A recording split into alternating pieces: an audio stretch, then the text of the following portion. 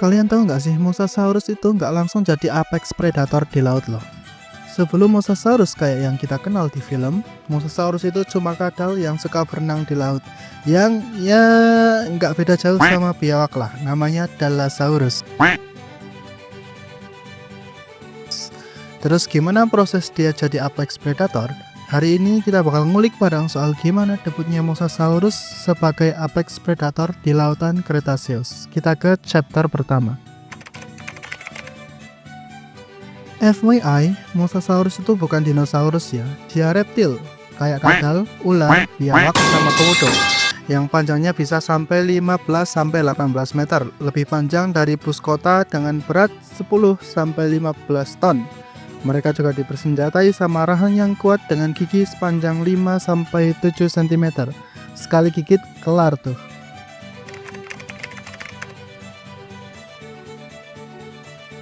Awalnya, nenek moyang Mosasaurus ini cuma reptil semi-akuatik yang mirip biawak. Fun fact nih, ternyata Mosasaurus itu satu ordo atau gampangnya sepupuan jauh sama biawak. Kenapa mereka main ke laut? Karena persaingan di darat makin ketat, sementara di laut masih banyak peluang. Ya, walaupun mereka kadal, pinter juga ya. Kalau di suatu tempat persaingannya ketat, nyari bidang yang baru. Jadi pesan moral ya. Awalnya, biawak-biawak ini masih awkward banget sama air. Mereka berenang kayak makhluk darat banget, ekornya juga belum optimal buat berenang. Tapi, nature always finding its way. Kayak cerita Zero to Hero, evolusi dari biawak ke monster laut itu nggak sebentar ya. Jutaan tahun tuh proses evolusi mereka. Ada yang dimangsa dulu, ada yang jadi snack hewan lain mungkin. Jadi saya bikinin ringkasan proses evolusi mereka. Yang pertama adalah hidrodinamika. Tubuh mereka yang tadinya makhluk darat banget, pelan-pelan berubah jadi makin aerodinamis, makin makhluk air. Kaki depan mereka berubah jadi sirip, kaki belakang mengecil, dan ekor berkembang jadi kayak dayung gitu. Yang kedua, sistem pernafasan. Lubang hidung mereka yang tadinya ada di muka bergeser ke atas kepala. Jadi mereka bisa ngambil udara tanpa harus ngangkat seluruh kepala ke permukaan. Lebih efisien jadinya. Yang ketiga ada yang namanya skull evolution. Tengkorak mereka berkembang jadi lebih panjang dan kompatibel buat melesat di dalam air. Mata mereka juga jadi lebih gede karena laut kan gelap kan ya. Mata gede ini bisa ngasih mereka penglihatan yang lebih baik di laut yang gelap.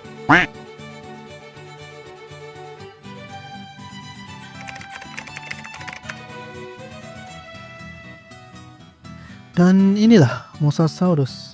Waktunya sang raja muncul. Mosasaurus debut jadi apex predator di laut Cretaceous. Bisa dibilang dia adalah T-Rex-nya lautan. Mereka menguasai food chain dengan strategi berburu yang brutal banget.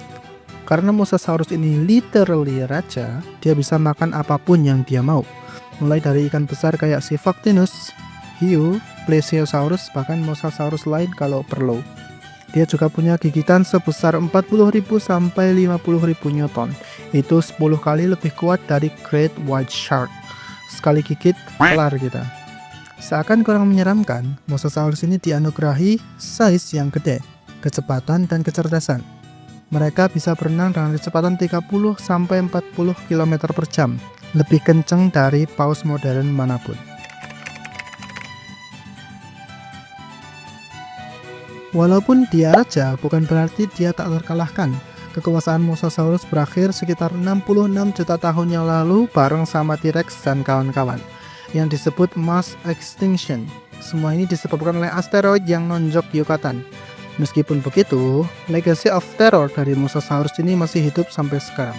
Contohnya pop culture yang populer seperti Jurassic World, masukin Mosasaurus ini ke film mereka.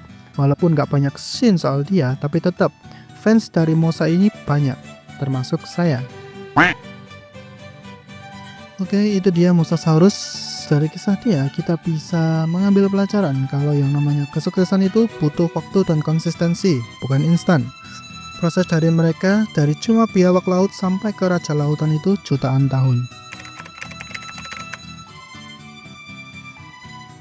Sedikit tambahan, ini saya kasih beberapa kekeliruan Mosasaurus di Jurassic World.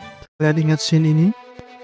Scene yang terkenal ini nggak tepat secara ilmiah. Kenapa? Pertama, Mosasaurus itu nggak bisa lompat dari air kayak buaya. Iya, dia bisa meluncur dari bawah ke atas buat nangkep mangsa. Tapi untuk mangsa yang ada di atas air ya nggak bisa. Apalagi kalau nangkap orang yang kelantungan di helikopter begini. Nggak mungkin itu. Berat Mosasaurus itu 10-15 ton. Buat nangkep mangsa di atas air, dia butuh power yang gede banget buat ngeluncurin badannya yang gede itu. Yang kedua, ukurannya. Di film, Mosasaurus panjangnya bisa sampai lebih dari 50 meter. Padahal spesies terbesar mereka aja, Mosasaurus fawani, panjangnya cuma 15-18 meter aja. Great White Shark di film itu harusnya bisa sampai sepertiga panjangnya Mosasaurus. Di film malah jadi gede. Sekian video kali ini. Kalau kalian punya kritik, saran atau koreksi, boleh tulis di kolom komentar di bawah. Buat yang mau request, boleh tap subscribe dan tulis request kalian. Sama buat kalian yang mau bagi-bagi, boleh pakai link di pin komen.